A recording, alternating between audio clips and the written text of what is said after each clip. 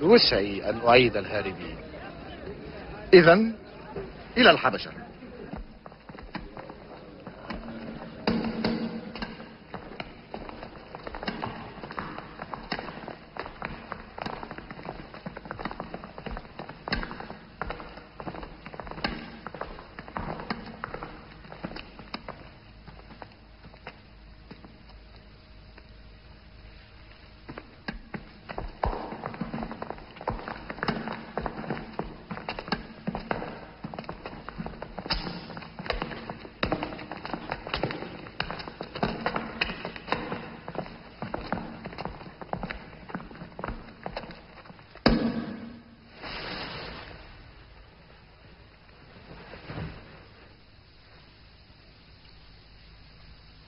هذه الرقاب سنرى كيف تذل وتقهر.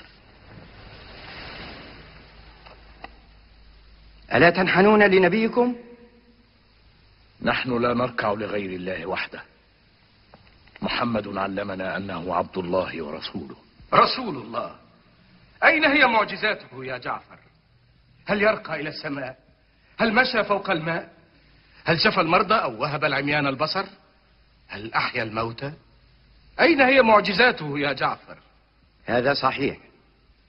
لا بد للأنبياء من معجزات ليعرف الناس أنهم مرسلون من عند الله.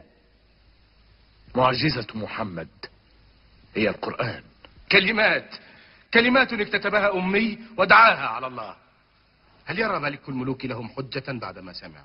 ولكني أعرف أن الله أرسل من عليائه ألسنة نار على رؤوس الحواريين ليتسنى لهم التحدث بلغات العالم العديدة والتي لم يكونوا يعرفونها قبل ذلك. ولكني أسأل، هل يمكن أن تقع معجزة كهذه في أيامنا؟ سمعتم ما يكفي؟ حجتكم ضعيفة.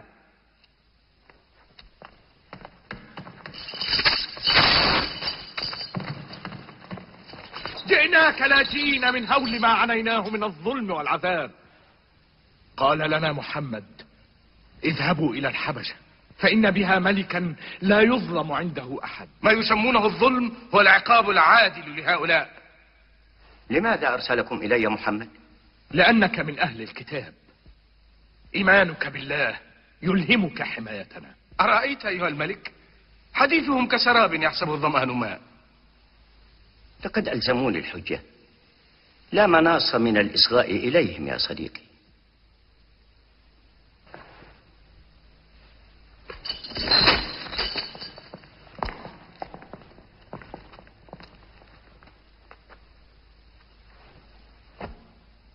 أيها الملك، كنا قوما أهل جاهلية نعبد الأصنام التي نصنعها بأيدينا من الحجارة والخشب، نأكل الميتة ونأتي الفواحش ونقطع الأرحام ونسيء الجوار ويأكل القوي منا الضعيف. فكنا على ذلك حتى بعث الله إلينا رسولا منا نعرف حسبه وصدقه وأمانته وعفته، فدعانا إلى الله لنوحده ونعبده ونخلع ما كنا نعبد نحن وآباؤنا من الحجارة والأخشاب. أنتم تفترون على آلهتنا بالكذب. نحن لا نعبد في آلهتنا الخشب ولا الحجارة، نحن نعبد الروح التي تسكنها ونتقرب بها إلى الله زلفى. ليس كل العابدين يفهمون ما تفهم يا عمرو. بماذا يأمركم دينكم؟ يأمرنا أن نعبد الله ولا نشرك به شيئا، وبالصلاة، وأمرنا بصدق الحديث وأداء الأمانة وصلة الرحم وحسن الجوار والكف عن المحارم والدماء، ونهانا عن الفواحش وقول الزور وأكل مال اليتيم وقذف المحصنات. المحصنات؟ وماذا في دينكم عن النساء؟ ديننا يساوي بين الرجال والنساء، لهن ما لنا وعليهن ما علينا. ماذا لهن؟ ونحن نشتريهن ونطعمهن ونكسوهن ليخدمننا أو نبيعهن إذا أبينا الطاعة. أتمتهن المرأة التي حملتك في بطنها خلقا من بعد خلق وأرضعتك طفلا وسهرت عليك حتى بلغت أشدك يا عمرو؟ لماذا قرست آلهتك العديدة يا عمرو؟ هل أفحمها ربهم الواحد؟ ربنا رب الناس جميعا، رب إبراهيم وموسى وزكريا ويحيى والمسيح، أوحى إليهم من قبل كما أوحى إلى محمد، لا نفرق بين أحد من رسله. من علمكم كل هذه الأسماء؟ القرآن الذي نزل على محمد. محمد عرفناه يتيما يرعى الغنم، والمسيح كان نجارا في أرض الجليل. الحق الحق أقول لكم إن الذي جاء به محمد والذي جاء به المسيح يصدر من سراج واحد. أيها الملك، إنهم يقولون في المسيح قولا لا يرضيك. ماذا يقولون في المسيح؟ يقولون إنه عبد مثل باقي البشر. تكلموا، ماذا تقولون في المسيح؟ نقول فيه الذي جاء به نبينا محمد هو روح منه وكلمته ألقاها إلى مريم البتول. فاسألهم من ولد المسيح وكيف. هل جاء في قرآنكم عن مولد المسيح شيء؟ نعم، فهل تأذن لي أن أتلوه؟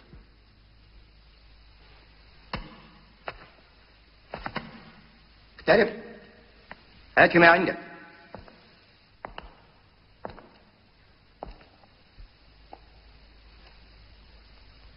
بسم الله الرحمن الرحيم. واذكر في الكتاب مريم إذ انتبذت من أهلها مكانا شرقيا فاتخذت من دونهم حجابا فأرسلنا إليها روحنا فتمثل لها بشرا سويا. قالت إني أعوذ بالرحمن منك إن كنت تقيا. قال إنما أنا رسول ربك لأهب لك غلاما زكيا. قالت أنى يكون لي غلام ولم يمسسني بشر ولم أك بغيا. قال كذلك قال ربك هو علي هين ولنجعله آية للناس ورحمة منا وكان أمرا مقضيا. صدق الله العظيم.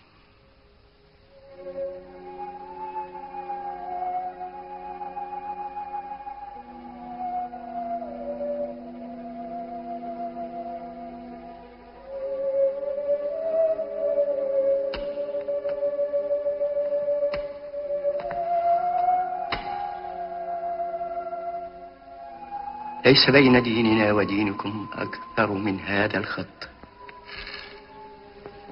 يا عمرو، والله ما أسلم لكم هؤلاء بجبل من ذهب.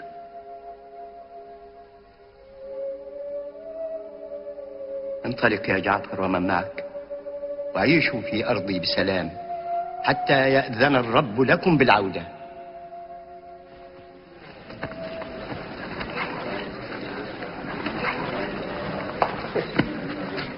شيء لا يطاق، لا يطاق. محمد يسلبنا حتى خلفاءنا في البلاد الغريبة. حسن، سنجعله غريبا في مكة. نعم. من يحميه هنا؟ أبو طالب نقاطعه، وبني هاشم وكل من يواليه من قريش. أجل. لا بيع لمحمد ومن والاه ولا شراء، لا بيت يؤويهم، لا طعام يباع لهم أو يهدى إليهم، لا نتزوج منهم ولا يتزوجون منا، وليطردوا إلى شعاب الجبال أو يبرأوا من دين محمد.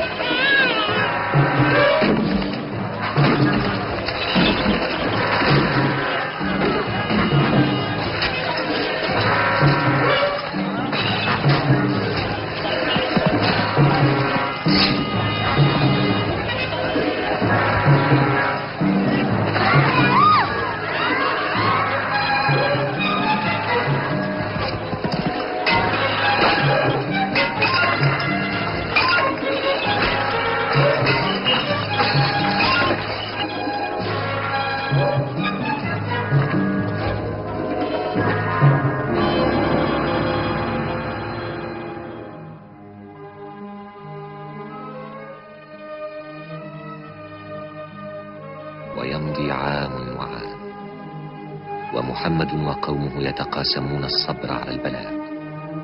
وجاء العام الثالث، خديجة أم المؤمنين تعاني حتى الموت، وأبو طالب يسلمه الحزن إلى مرض الموت.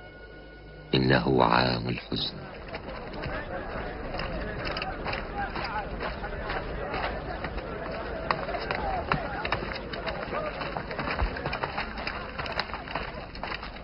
هشام، زهير، ما معنى هذا؟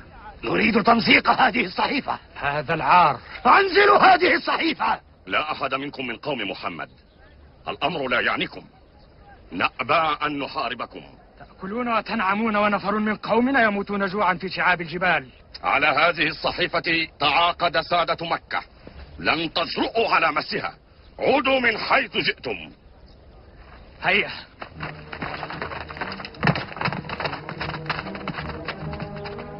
هذا أمر دبر بليل.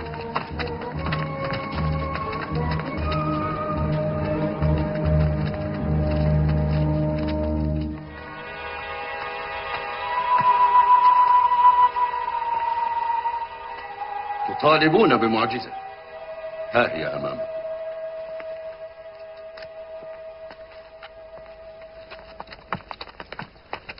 معجزة صنعتها أبطل مخلوقات الله. هذه الأرض قهرتكم يا سادة مكة، أذلت كبرياءكم، هدمت غروركم. ها هو كل ما بقي لكم، إن قوتكم، قسوتكم، جبروتكم وكل ما بنيتموه أهون من أن ينال من عظمة الله.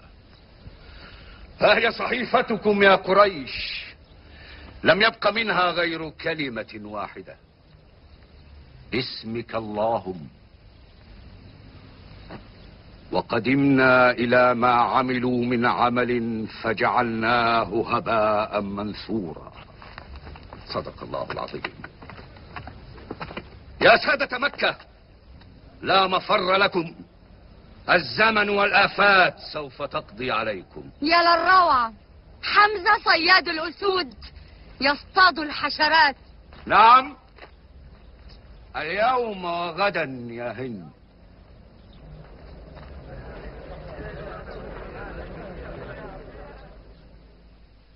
آن أن أودع الحياة، اقتربت الساعة، ولكن ما لهذا دعوتكم يا قوم، دعوتكم لما هو أخطر من حياتي وموتي. لقد طلبت محمدا لأشهد الصلح بينكم. وكيف وهو يدعونا إلى ما لا نطيق؟